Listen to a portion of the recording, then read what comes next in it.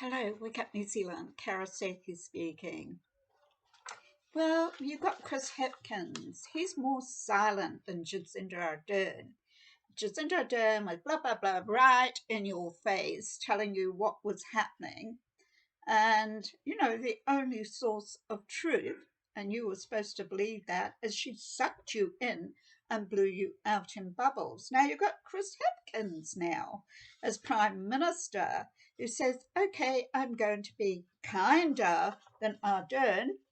I'm going to make sure that I don't blast the farmers with these restrictions on climate emissions. I'm going to pull back on this and pull back on that. But wait a minute. What is he actually doing? He's trying to gain or score points because we're looking at elections coming up.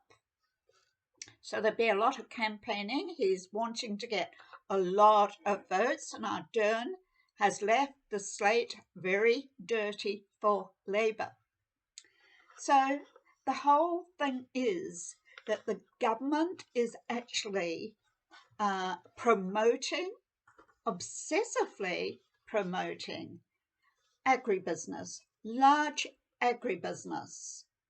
And that's what they're doing, talking about partnerships. When you talk about partnerships, just revert that. Replace that word with corporations, because that's what it really means.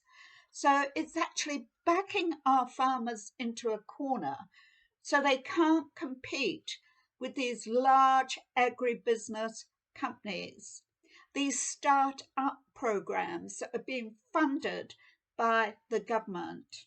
So instead of going through the front door and doing all that shit that Ardern was talking about, the fart tax, the burp tax, he is going in through another door, the back door, silently so. So maybe he's more dangerous than Ardern. I think so. So all parties on the same page. They all know what's happening. They all know about the targets, the UN Agenda 2030, the Industrial Revolution, the fourth Industrial Revolution of Karl Schwab, the World Economic Forum, the Global Redesign Initiative of 2011 is being played out as UN Agenda 2030.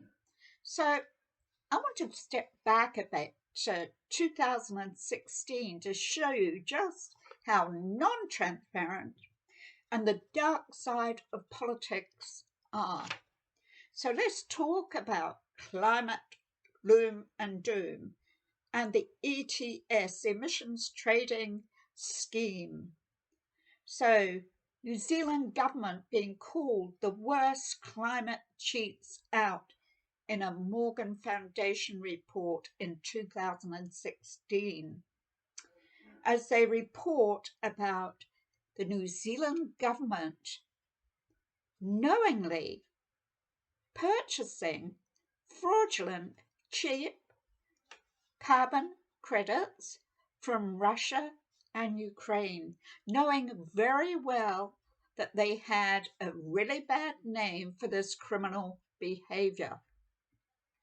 Other countries had stepped back very quickly, but New Zealand decided to stay the course, and they did stay the course. The Morgan Foundation report called Climate Cheats came out in April 2016, and I believe that was to take the government to task, to draw it to the public's attention, to do something about it. Would we have known if it weren't for that report? I don't think we would. Later stuff, New Zealand jumped on board and started reporting too. So what did the Morgan report say on the government and its climate cheats? They said that they thought that the government was going to take these emission credits into the 220 pledge that they had made, a commitment they had made. as to their carbon credits internationally, the target of UN Agenda 2030. So they deliberately, knowingly cheated the global consensus to combat climate change until the new dawn arrives. And that's what the Morgan report said. It said they knowingly did this when other countries stepped back knowing it was fraudulent. They carried on with it. And the New Zealand government was willingly a participant in wholesale climate fraud. So they said that New Zealand became the largest purchaser of Ukrainian, Russian fraudulent credits. That this was a national-led government, but from what I've researched so far, Greens knew about it, Labour knew about it, but they didn't take them to task. This reporting was done after the Morgan report came out. So it was a nudge, a shove to get it out there in the public arena. So the fraud sent the price of carbon units in New Zealand Trading's emission scheme to virtually zero, and the New Zealand government putting 200 million in the hands of foreign criminals, hence robbing taxpayers' pockets. And that's what they did. They robbed taxpayers' pockets. So the New Zealand government actually gave some of these carbon credits free to companies so that they could hoard them, like in biscuit tins, and make money from them. And the government sat back and watched them make their wealth as they would gain increase in price as time went on. But they were already, the government had only bought them for a few cents. So they were really, really dirt cheap, much lower than the domestic price, just a smidgen of them.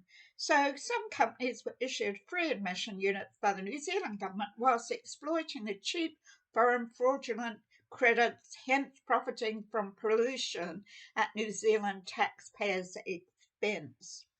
So the Morgan Foundation suggested a 3-point plan for the government as to putting the whole fraud to bed, so to speak, to deal with it. One was to dump the junk, burn the bank, remove the 2-for-1 deal that the government had set up, to freeze companies' free allocation of New Zealand credits for a year to clear the backlog of these fraudulent credits. And 3, keep it clean. Keep ETS closed to international trade until the system has integrity, because New Zealand government had no integrity. They were non-transparent. They were acting fraudulently, and they deliberately did it. They knew it. But in the meantime, the New Zealand government could work closely with some of their Pacific neighbours to develop bilateral agreements. So what would they do? Would they pass them on to them also? So that's questionable. So it's reported that New Zealand is one of the most heavily exploited in the Kyoto Protocol offsetting mechanisms. Confirming report also refers to the Stockholm Environmental Institute publication, which paints another ugly picture of the ETS scheme, saying it's not plausible and it's questionable, and there is an exaggeration of actual emissions reductions and a low environmental integrity. It's easy for companies, corporations to give false information as to the emissions they're using. Ukraine and Russia together accounted for 90% of the total ERUs, that's emissions units, issued. The percentage of dodgy credits were 89%. They were taking credits for projects that had already happened several years previously and registered them as ERUs much later, several years later. So Ukraine and Russia together accounted for 90% of the total ERUs issued. So more than 89% is what they said. Overestimating emission reductions deliberately increases streams of waste gases from industrial plants. So in having these cheap emissions, it meant that they could pollute more because they wouldn't have to pay more. So the same thing happened in New Zealand. So New Zealand government part in this was no mistake. It was done deliberately. They participated as climate cheats. The Guardian News reported UN official called this all organised crime, saying Russia and Ukraine's carbon markets have been plagued by significant criminal energy. Interpol put out a guideline, carbon markets and financial markets, the risk of exploitation, of fraud, crimes around large amounts of money invested with lack of oversight and transparency when dealing with these crimes. So the same thing could happen in the ETS scheme as in other fraudulent schemes at making money. And that's what they were saying. And they put out this guideline for countries in 2013 warning about carbon markets and the risk of exploitation. So in 2011, Transparency International Corruption Perception Index ranked Russia at 143rd out of 182 countries, and Ukraine at 152nd of 182 countries, right down the list of being fraudulent and corrupt. So what New Zealand government had purchased was merely pieces of paper that had no value. The EU had shut the gates firmly on Russia and Ukraine on this fraudulent behaviour, but New Zealand government decided they would continue on exploiting cheap, dodgy emission credits. New Zealand being the top buyer of these by a very large margin. New Zealand government banked on the assumption that carbon credits they purchased would become much more valuable in the future. You know, wouldn't you think that now as being like money laundering, it would be a criminal behaviour, but it wasn't counted as criminal behaviour. It was definitely fraudulent. So New Zealand government's main purpose was actually to indirectly accumulate huge quantities of cheap fraudulent credit to meet its climate commitments for years to come in the future. They knew what they were doing was fraudulent and continued down that path, even though they were warned. Many iwi Maori had received the dodgy emission credits as part of the treaty settlements, leading to a threat of $600 million Waitangi Tribunal claim against the government, again robbing the taxpayer's pocket, again for the second time, first buying the damn credits, and second, now the treaty claims where they had given these claimants these dodgy carbon credits, the dodgy foreign Russian Ukraine credits. Most of the credits came from Ukraine, and many came from Russia, of course. So all this driving profit for pollution. So pollution profited. It's a scam. ETS is a scam.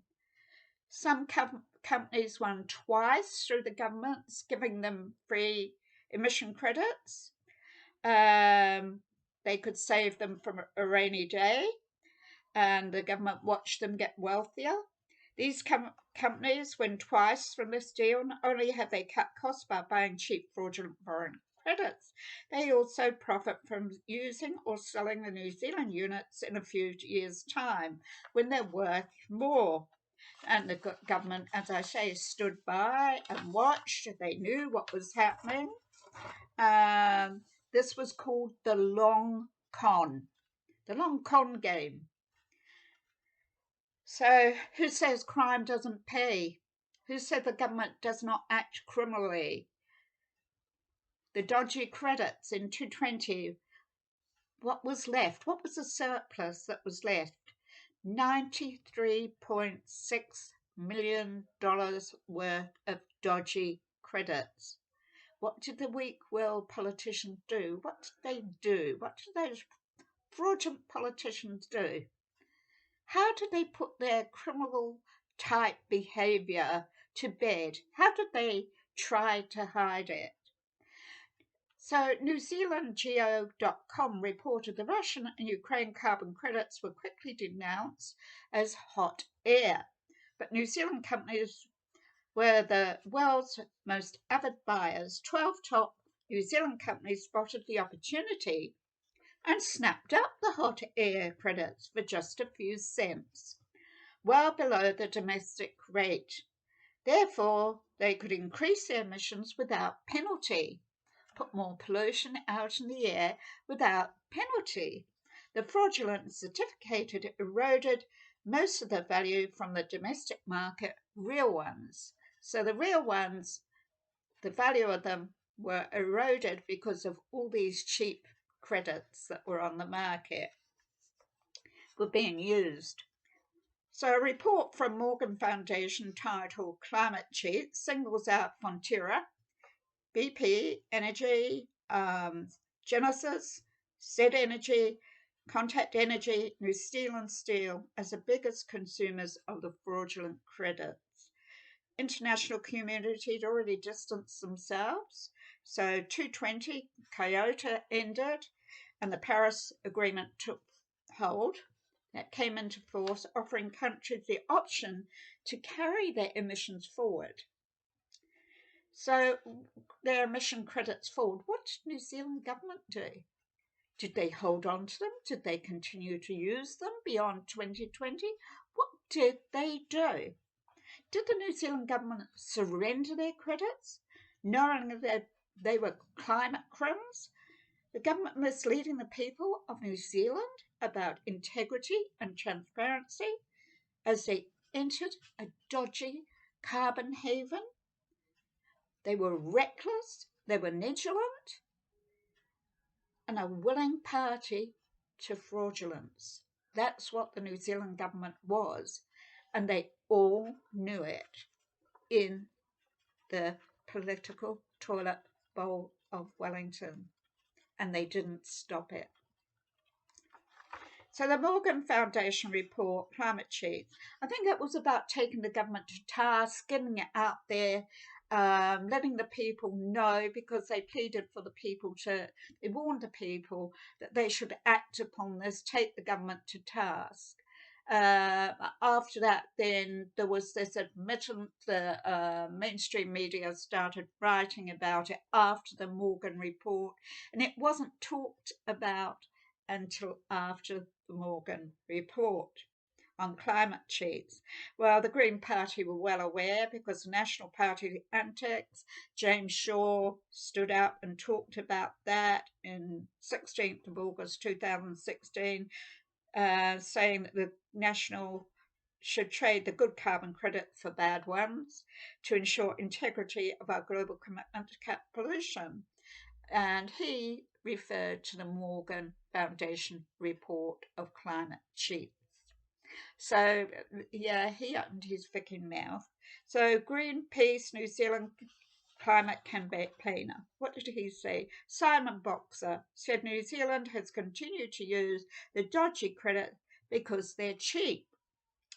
The ETS was a policy that was purposely made to sound boring and dense so people wouldn't dig deeper into it. They wouldn't start wondering, what's that about? Let's research that. But in reality, it does not clean up pollution. It allows companies to make profits from pollution. The ETS scheme is a scam. It's a massive scam, a climate crime.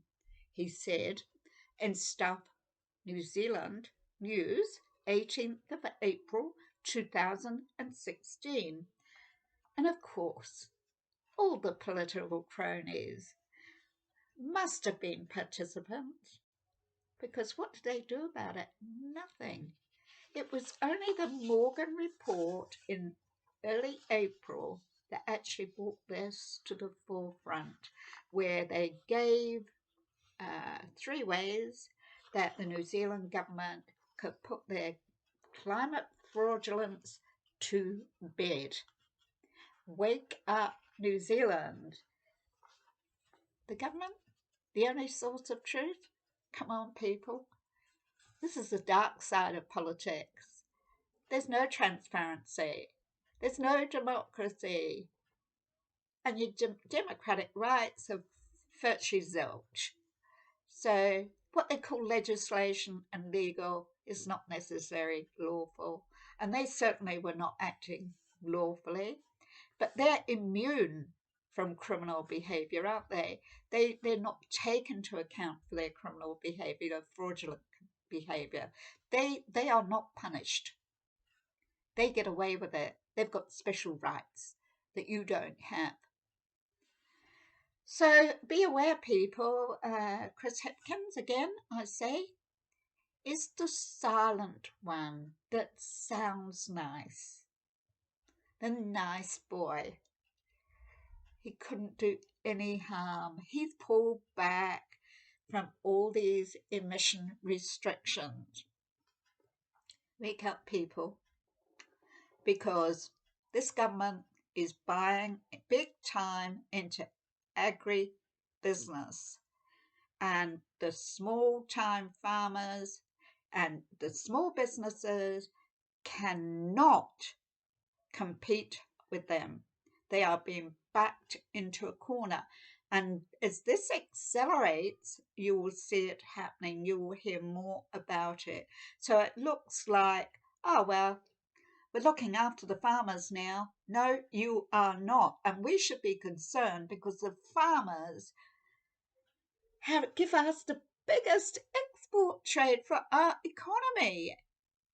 And they want transnational corporations in New Zealand. They want start-up programs with what they call large iwi Maori agribusiness. That's what they say in Parliament. That's what the government have ploughed money into. I've seen this documented at the Beehive. This was part of the Budget 2022 report of Ardern's. Wake up, New Zealand.